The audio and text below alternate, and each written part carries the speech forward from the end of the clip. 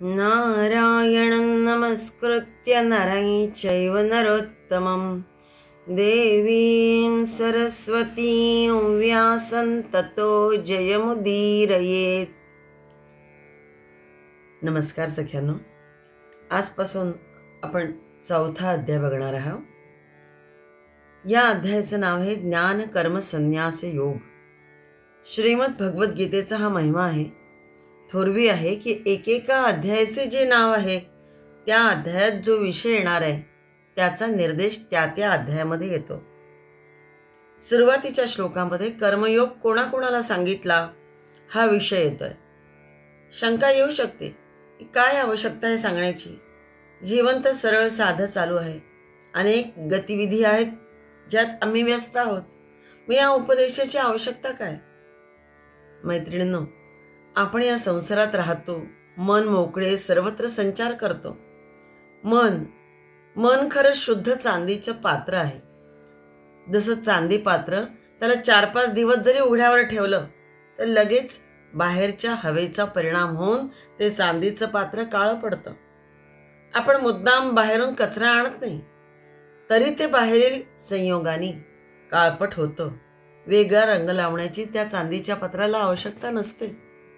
तसंच मुळात आपलं मन खरं तर शुद्ध पवित्र असतं, पण बाहेरच्या जगात वावरताना मात्र ते दूषित होतं, अपवित्र होतं, कर्मबंधनामध्ये अडकत जातं आणि मग लक्ष योनीमध्ये फिरत जन्ममरणाच्या फेऱ्यामध्ये अडकावं लागतं. श्रीमद शंकराचार्य म्हणतात, अज्ञानाने कामना निर्माण होतात. कामनेमुळे कर्म, चांगले कर्म वाईट कर्म यांच्या बंधनातून मग सुटायला शरीर धारण करून यावं लागतं. ते भोगायला शरीराला म्हणून भोगायतन असं म्हणतात. आयतनाचा अर्थ आहे स्थान, आणि प्रारब्ध भोग भोगण्याचं जे स्थान त्यालाच भोगायतन किंवा शरीर असं म्हणतात. काही भोगायचं शिल्लक राहिलं नाही तर मग मोक्ष. अज्ञान सर्व भोगाचं मूळ आहे आणि ज्ञानपूर्वक कर्म हेच कल्याण मार्गाला नेणारे असतं. काय योग्य काय अयोग्य, कोणतं कर्तव्य कोणतं अकर्तव्य, कर्म जेव्हा फल बनून प्रारब्ध रूपात वा संचित रूपामध्ये समोर येतं तेव्हा त्याचा स्वीकार करावा लागतो शांतपणाने, आणि त्यासाठी लागतं सामर्थ्य. पण कोण हे सर्व लक्षात आणून ठेवून त्याचे परिणाम योग्य वेळी आम्हाला देणार आहे?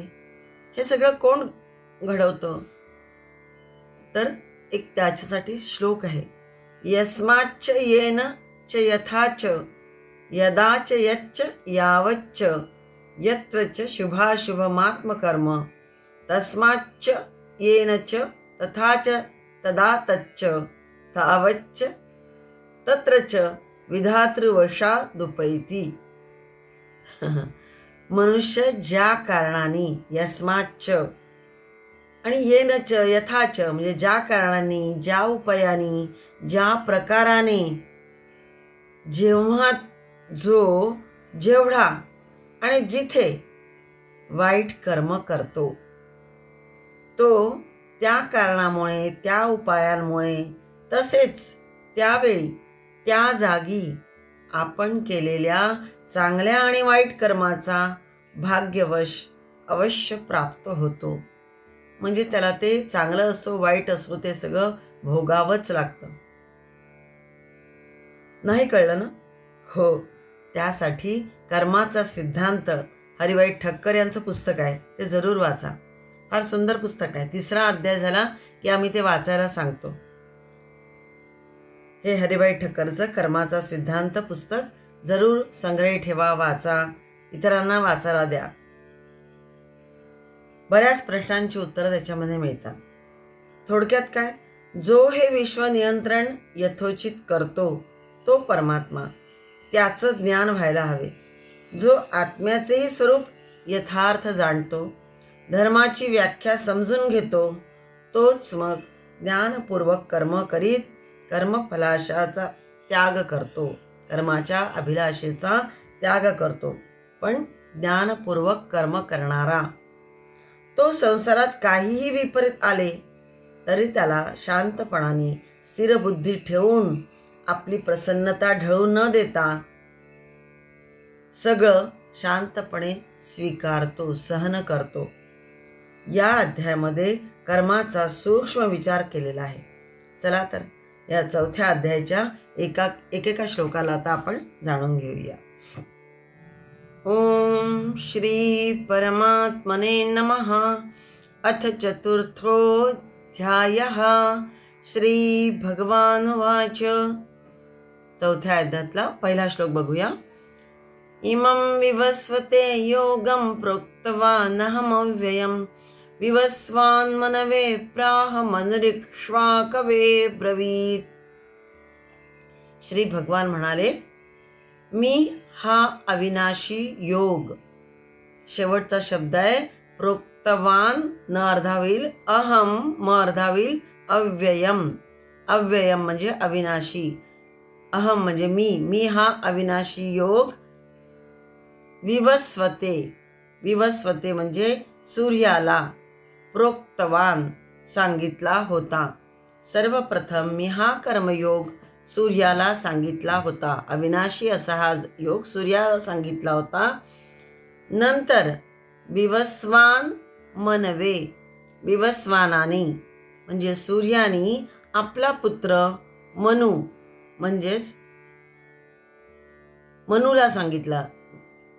विवस्वानाचा पुत्र वैवस्वत, आणि या वैवस्वतालाच मनु असं म्हणतात. मनुला सांगितला आणि मग मनुः इक्ष्वाकवे अब्रवीत. मनुनी इक्ष्वाकू या राजाला, इक्ष्वाकू याला सांगितला. अब्रवीत म्हणजे सांगितला. कर्मयोगामध्ये दोन गोष्टी मुख्य आहेत. कर्तव्य कर्माचं आचरण आणि कर्तव्य कर्माविषयी विशेष ज्ञान असणं. अर्जुन कर्तव्य कर्माचा त्याग करू इच्छितोय, म्हणून तिसऱ्या अध्यायामध्ये भगवंतांनी कर्तव्य कर्माच्या आचरणावर भर दिला. त्याबद्दल विशेष सांगितलं. तिसऱ्या अध्यायात आपण बघितलं. काही तात्विक गोष्टीही त्या अनुषंगाने सांगितल्या भगवंतांनी अर्जुनाला. आता या चौथ्या अध्यायामध्ये या तात्विक गोष्टी समजून घेण्यावर विशेष भर दिलेला आहे. आणि कर्तव्य कर्माच्या विषयामध्ये विशेष ज्ञान असण्याची मुख्य गोष्ट आहे. तत् ते कर्म प्रवक्ष्यामि यज्ञात्वा मोक्षसे शुभात. हे या अध्यायात 16व्या श्लोकात येणार आहे. असं ते कर्म मी तुला सांगतोय किंवा सांगेन की जे जाणून तू मोक्षसे अशुभात, अशुभात म्हणजे तू अशुभातून तुझी मुक्तता होईल. जो कर्मयोग अनादि असून सुद्धा या पृथ्वीवर त्याला जाणणारे सुज्ञ लोक नसल्याने तो पुष्कळ काळापासून लोपला होता. जरी हा योग, हा कर्मयोग अनादि आहे, परंतु त्याला जाणणारे सुज्ञ लोक नसल्यामुळे जणू काही तो लोपला होता, लुप्त होता. त्याच कर्मयोगाचं वर्णन पुन्हा सुरुवात करताना इथे वरील श्लोकात आता भगवंत अर्जुनाला सांगतात आहेत. भगवंत म्हणतात की मीच हा योग प्राचीन काळी विवस्वानाला सांगितला. विवस्वानाने आपला पुत्र वैवस्वत म्हणजे मनुला सांगितला. मनुनी इक्ष्वाकूला सांगितला. अशा प्रकारे या कर्मयोगाचं ज्ञान श्रेष्ठ राजे लोकांमध्ये परंपरेने बऱ्याच काळपर्यंत जागृत होते. हे सगळे राजर्षी आहेत, सूर्यवंशी आहेत. हे सगळे कोण? विवस्वान, वैवस्वत, इक्ष्वाकू वगैरे हे सगळे सूर्यवंशी आहेत. ही सगळी वर आलेली नावं सूर्यवंशीय राजांची आहेत. श्रीकृष्ण कोण होता? तर यादववंशीय म्हणजे चांद्रवंशीय. अर्जुन कौरवादी कुरुवंशीय, पुरु कुळातले म्हणजेच पुरुच्या कुळातले होते, पण तरी यांना कौरव असं म्हणत असत. हे सगळे कौरवच. हे सुद्धा चंद्रवंशीयच होते. म्हणजे श्रीकृष्ण जरी यादववंशीय तरी चंद्रवंशीय, आणि कौरवादी अर्जुन कौरवादी कुरुवंशीय म्हणजे चंद्रवंशीयच आहे. म्हणजे सांगणारा श्रीकृष्ण चंद्रवंशीय आणि ऐकणारा अर्जुन दोन्हीही चंद्रवंशीय. पण आदर्श दृष्टांत देतात आहेत सूर्यवंशीय राजांचा. चंद्रवंशीय काही राजे वीर, धुरंधर आणि विख्यातही होते. तथापि चंद्रवंशीयांपेक्षा सूर्यवंशीय राजे लोकांचा प्रताप कित्येक पटीने अधिक मानला जात होता, यात संशय नाही. पृथू, मांधाता, हरिश्चंद्र, दिलीप, भगीरथ, नाभाग, अंबरीश, सिंधुद्वीप, रघु, दशरथ, राम, नल हे सगळे आदर्श राजे म्हणून ओळखल्या जात असत. श्रीरामांचा पराक्रम तर अतुलनीय. रावणासारख्या बलाढ्य शत्रूचा पराभव करून त्यांनी देवराष्ट्राला आणि मानव जातीला पुन्हा स्वातंत्र्य मिळवून दिले. इतका अतुलनीय असा पराक्रम होता. विवस्वानाचा उल्लेख आला याच्यामध्ये. अदितीचे जे प्रथम पुत्र आहेत विवस्वान, ज्यांना सूर्यदेव असंही म्हटला जाईल, त्यांची राज्य यंत्रणा कशी होती? प्रभावी अशी राज्य यंत्रणा होती. त्यांचा पुत्र वैवस्वत म्हणजे मनुनी प्रजेला शासन दिले. शासन करता योग्य नीती नियम लावून राज्य चालवणारा म्हणून मनुचा उल्लेख आलाय. आणि मग राजा इक्ष्वाकू याचा पण उल्लेख आलाय. हा इक्ष्वाकू राजा शेती, उद्योग, व्यापार इत्यादीची प्रचंड वाढ करून ज्यांनी प्रजेला सुख समृद्धी दिली. असे हे महापुरुष युगायुगात जन्माला येतात. आणि हा अविनाशी योग मी फार पूर्वी या सगळ्यांना सांगितला होता. आणि केवळ प्रसंगापुरता नाही, तर लाखो वर्षे युगांपासून हे चालत आलेले असं हे ज्ञान आहे. ते फार पूर्वी मी त्यांना सांगितलेले होते. तेच आचरून त्यांनी स्वतःचंही जीवन समृद्ध केलं आणि प्रजेचंही, राष्ट्राचंही जीवन समृद्ध केलं. ज्ञान हे दोन प्रकारचं असतं.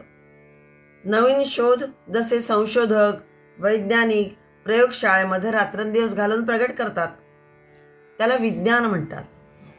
आणि दुसरं म्हणजे पुरातन, अव्यय, अविनाशी पण कालोघामध्ये दबलेलं, ते जर वेळोवेळी बाहेर काढावे लागते असं ज्ञान.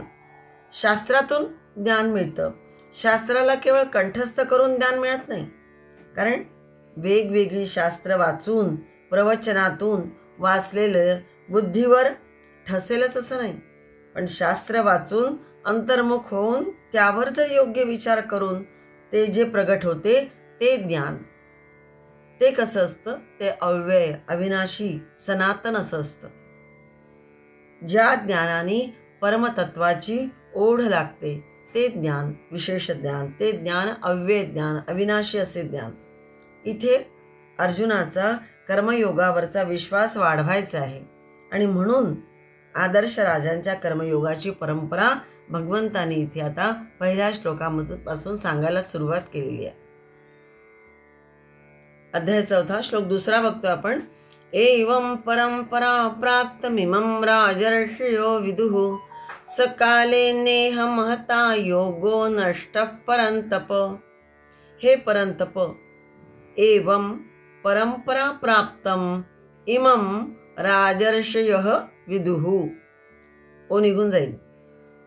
एवं म्हणजे अशा प्रकारे परंपरेने प्राप्त झालेल्या, परंपरा प्राप्तम परंपरेने प्राप्त झालेल्या या कर्मयोगाला राजर्षींनी विदुः म्हणजे जाणले.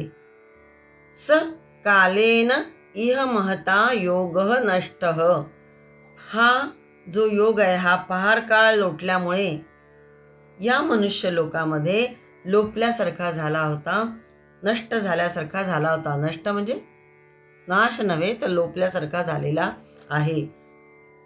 परंतप, इथे पुन्हा संबोधन परंतप वापरलंय. हे परंतप संबोधन अर्जुनासाठी बरेचदा वापरलंय. त्याला त्याच्या सामर्थ्याची जाणीव करून देण्यासाठी जणू काही वारंवार परंतप हा उल्लेख आलेला आहे. परान तपयती यह सह परंतप. जो शत्रूंना त्रास देतो, कष्ट देणारा आहे, स्वतः सुद्धा तप करून तपसामर्थ्य वाढवणारा असा आहे, असा हा बाह्य शत्रू आणि अंतरशत्रूंवर सुद्धा आपला ताबा मिळवणारा असा आहे, असा हा परंतप. अंतरशत्रू कोणते असतात? तर जे काम, क्रोध, षड्रिपू जे आहेत हे सगळे, ते आमच्याजवळ राहूनच आमच्या सत्प्रवृत्तींचे मूळच कापतात. यांना अंतरशत्रू म्हणतात. त्यांचाही नाश करायला हवा. श्रीमद शंकराचार्य म्हणतात, आत्मनः विपक्षभूताः परा इति उच्यन्ते. श्लोकामध्ये एवम हे पद आलंय. या शब्दामध्ये अशा प्रकारे मोठे मोठे राजर्षी हा कर्मयोग जाणत होते. राष्ट्राची ती प्रतिष्ठा होती. हे उत्तम राजर्षी भोगात न रमता काळजीपूर्वक प्रजाहित साधण्यासाठी, राज्य नियंत्रित करण्यासाठी प्रजेकडून कर घेतला तरी त्यांच्या कल्याणार्थ ते वापरीत असत. अनेक योजना राज्याला सुखी, सशक्त, सबल, समर्थ करण्यासाठी करीत असत. विलक्षण ज्ञान त्यांच्याकडे होतं. राजा कोणाला म्हणतात तर लोकान रंजयती इति राजा. प्रजेला रंजवणे म्हणजे संतुष्ट करणे हे प्रथम कर्तव्य राजाचं आहे. प्रजेचं रक्षणही प्रजाहितार्थ म्हणजे सदैव दक्ष असणं हे राजाचं प्रथम कर्तव्य आहे. राजर्षी कोणाला म्हणतात तर राजा आणि ऋषी यांचा समन्वय जिथे आहे, म्हणजेच राजांचं श्रेष्ठ कर्तव्य कार्य आणि ऋषींचं कार्य धर्मरक्षण हे सगळे गुण ज्याच्यामध्ये आहे त्या राजाला राजर्षी असं म्हणत असत. कर्मयोगाचं उत्तम आचरण, इक्ष्वाकू प्रवृत्ती राजे लोक करीत असतच. पुढे कालोघामध्ये ते ज्ञान काहीसं नष्ट झाल्याचं दिसत होतं. नष्ट म्हणजे या ठिकाणी पूर्णतः नाश असा त्याचा अर्थ नव्हे, तर लोपल्या गेलं होतं, लुप्त झालं होतं. लुप्त आणि नष्ट यामध्ये फरक आहे. पहिल्या श्लोकामध्ये अव्ययम योगम प्रोक्तवान म्हटलं होतं. हा योग म्हणजे हे ज्ञान कसं आहे, अव्यय आहे, अविनाशी आहे. तो योग मी तुला सांगतो असं म्हटलं होतं. म्हणजेच पूर्णतः ते नष्ट झालं नव्हतं, तर ते लुप्त होतं. म्हणजे मधल्या काळामध्ये कोणी तो योग आचरताना दिसत नव्हतं. म्हणून जणू काय म्हटलं होतं की हा अव्यय असा योग मी तुला सांगतोय. अर्जुन या धर्मयुद्धापासून परावृत्त होऊ पाहतोय. म्हणून या राजे महाराजांची जी यादी सांगितली आहे आणि हे सगळे कसे कर्मयोगाने श्रेष्ठ पदवीला प्राप्त झाले होते, हा विश्वास अर्जुनाच्या अंतःकरणात स्थिर करण्यासाठी जणू काही भगवंतानी हे सगळं वर्णन करायला सुरुवात केलेली आहे. त्यासाठी भगवंताचा प्रयत्न चालू आहे की अर्जुनाच्या मनामध्ये हे सगळं कर्मयोगाचं बीज स्थिर होऊन हा युद्धाला प्रवृत्त व्हावा. यासाठी पुढच्या श्लोकात काय सांगतात आहे तो पुढे बघूया. अध्याय 4 श्लोक 3 बघतोय. स एवायं मया तेद्य योगः प्रोक्तः पुरातनः भक्तोऽसि मे सखा चेतिर्हस्यं ह्येतदुत्तमम्. सह एव अयम. एवायम मध्ये संधी आहे. सह म्हणजे तोच अशा अर्थाने. एव म्हणजे च लागतो त्याला, तोच. अयम म्हणजे हा. मया म्हणजे माझ्याकडून.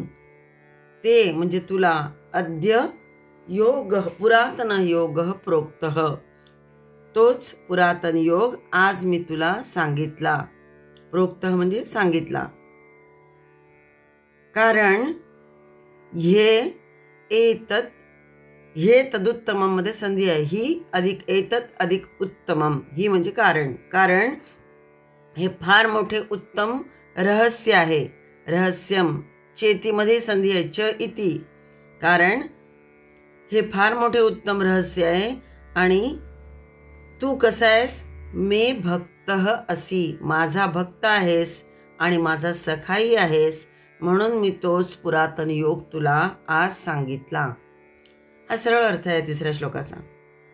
मनुष्य शरीर कर्मयोगाचं पालन करण्यासाठी अर्थात दुसऱ्यांची निस्वार्थ सेवा करण्यासाठीच मिळालेला आहे. परंतु आज मनुष्य रात्रंदिवस आपल्या सुखसुविधा, सन्मान इत्यादींच्या प्राप्तीमध्येच गुंतलेला आहे. स्वार्थ अधिक वाढल्यामुळे दुसऱ्यांची सेवा करण्याकडे त्याचं लक्षच जात नाही. अशा प्रकारे ज्याच्यासाठी मनुष्य शरीर मिळाले आहे त्याला विसरणे म्हणजेच कर्मयोगाचं लोपणं असं होय. मागच्या श्लोकात म्हटलं की हा लुप्त झाला आहे, नष्ट झाला आहे हा कर्मयोग. तेच इथे सांगायचं आहे. सांगतात आहे की असं जर केलं नाही, आपली सेवा इतरांसाठी सुद्धा आहे. आपलं शरीर, मन, सगळंच, धन, सगळं आपलं जर इतरांच्याही सेवेसाठी नसेल तर म्हणजेच हा कर्मयोग लोप पावलेला आहे. या श्लोकात भगवान श्रीकृष्ण म्हणतात की अर्जुनाला की हे जे उत्तम रहस्य आहेत, हे तू माझा सखा आहेस, माझा भक्त आहेस, म्हणून तुला हा पुरातन योग सांगतोय. पुरातन, पुरा म्हणजे पूर्वीचाही आणि नूतन पण म्हणजे प्राचीन पण आणि पुढील पिढीसाठी नवीन पण म्हणजे पुरातन. सखा म्हटलाय अर्जुनाला. नात्याच्या जवळतेची परिसीमा आहे सखा म्हणजे. सखा, सुहृद, सन्मित्र हे नातं अतिश्रेष्ठ, अति निकटचं नातं आहे. सखा या शब्दामध्ये ख अक्षर आहे. ख म्हणजे आकाश आणि स म्हणजे सारखे, म्हणजेच आकाशासम असा जो. म्हणजेच कसा, तर जसं शरीरामध्ये 2 ठिकाणी आकाश असतं, एक हृदय आणि दुसरं पोट. आकाश एवढं विशाल हृदय ज्याचं असतं, असा तो सखा, असा तो सन्मित्र, असा तो सुहृद. मित्राला भरभरून प्रेम देत विसावा देणारं त्याचं हृदय असतं, म्हणून हा सखा. आणि पोट का म्हटलंय, तर पोट हे अपराध, दोष पोटात सामावून ठेवणारं असतं. आणि सखा सुद्धा असाच असतो की आपल्या मित्राचं जे काही दोष असतील ते सगळे साठवून ठेवायचे आणि त्याचे गुण फुलवायचे, त्याच्या गुणांना प्रदर्शित करणं. असा जो असेल तो सन्मित्र, तो सुहृद, तो सखा होय. अर्जुनानेही भगवंताला सखा म्हटलाय. 11व्या अध्यायात पण आपण बघितलंय, त्यांनी अर्जुनाने त्या पद्धतीचा उल्लेख केलेला आहे. सखेती मत्वा प्रसवय यदुक्तम. तू माझा सखा असताना सुद्धा माझ्याकडून काही ना काही चुका घडत गेल्या. सखा समजून तुला मी भगवान समजलं नाही. असे हे परस्परांचे भगवान अर्जुनाला सखा म्हणतात आहे आणि अर्जुन सुद्धा भगवंताला सखा म्हणताय. असे हे परस्परांचे सखे होते, म्हणून इथे उल्लेख आलेला आहे भक्त असीमे आणि सखाच. सखाच म्हणजे तू माझा भक्तही आहेस आणि सखाही आहेस, श्लोकात आलेला आहे. भक्त पण म्हटलंय. भक्त का म्हटलंय, तर अर्जुनाच्या मनामध्ये आशेचा किरण विषादात सुद्धा दिसून आला. म्हणूनच आपल्या या सख्याचे शिष्यत्व पत्करून श्रेयस्कर सांग, असं तो 2ऱ्या अध्यायात पण म्हणालाय. सखे तुझा मी शिष्य झालेला आहे, शिष्य तेहम. आणि शाधी माम प्रपन्नम. प्रपन्न म्हणजे शरण आलेल्या मला तू शाधी म्हणजे उपदेश कर. तुझा मी शिष्य झालेला आहे. इथे भगवंत आपल्या या भक्ताला कल्याणाचं सांगतात आहेत.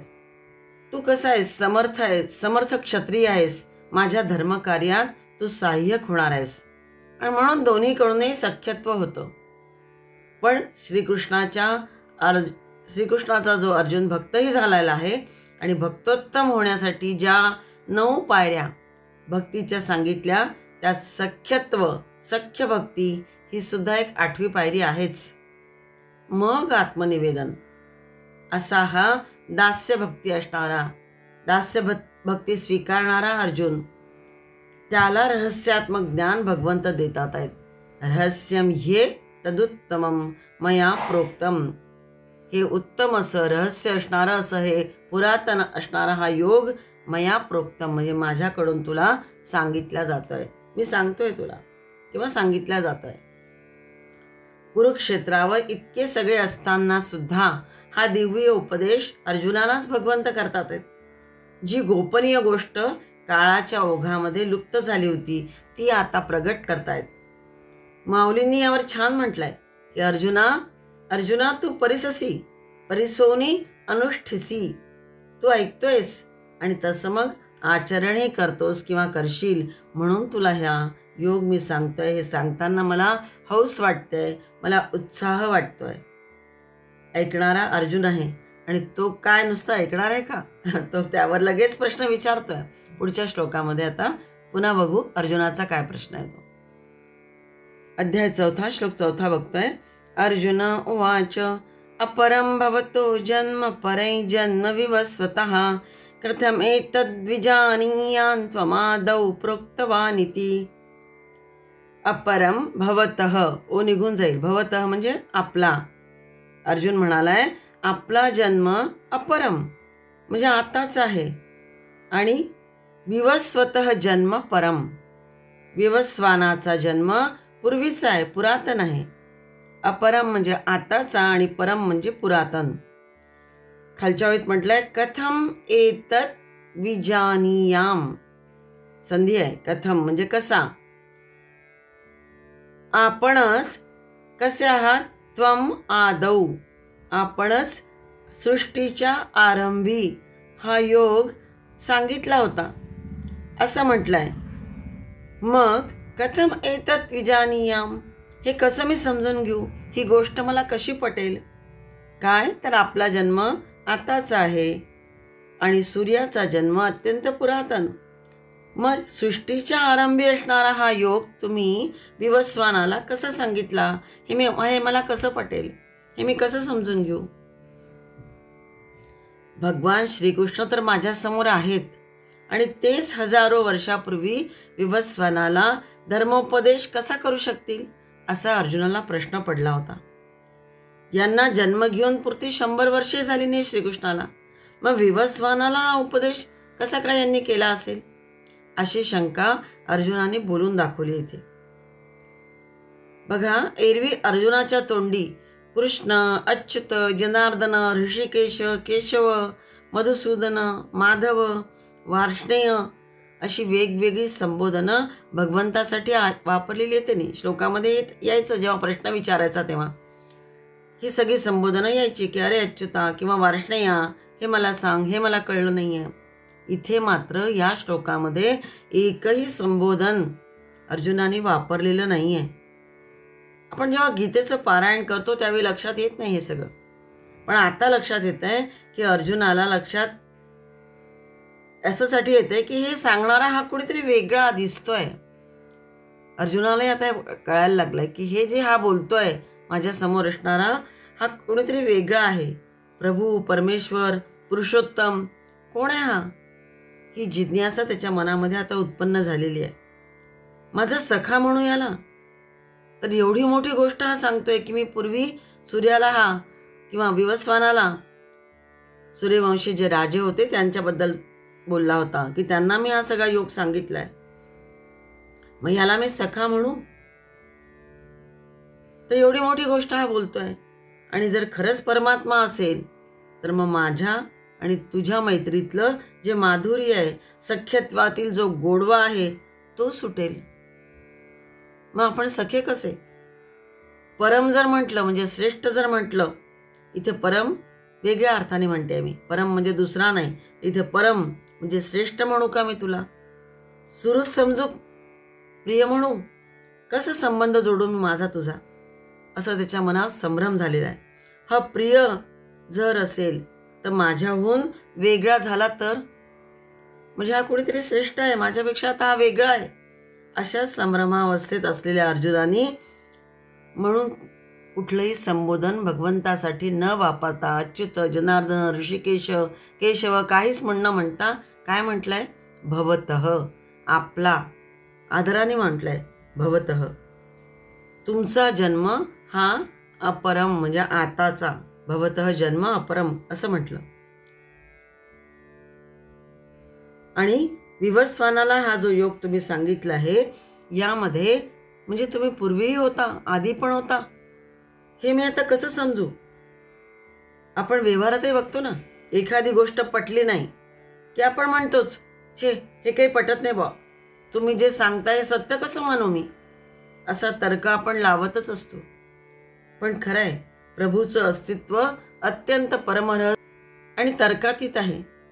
म्हणून अर्जुन या श्लोकामध्ये आणि या प्रश्नामध्ये म्हणतोय कथम एतत् विजानीयाम, हे मी कसं समजू, असं आश्चर्याने तो म्हणतोय की तुमचा जन्म तर आताचा आणि तुम्ही तर म्हणताय मी विवस्वानाला पूर्वी योग सांगितला, हे मी कसं समजून घेऊ, असं त्याला आश्चर्य वाटतंय. भगवान श्रीकृष्ण नेहमीप्रमाणेच मंद स्मित करीत अर्जुनाच्या या अजाण भावाला समजून नक्कीच म्हणाले असावेत, थांब देतोच तुला मी आता उत्तर. 5व्या श्लोकामध्ये मोठं सुंदर उत्तर भगवंताने दिले आहे, तो श्लोक पुढे बघूया.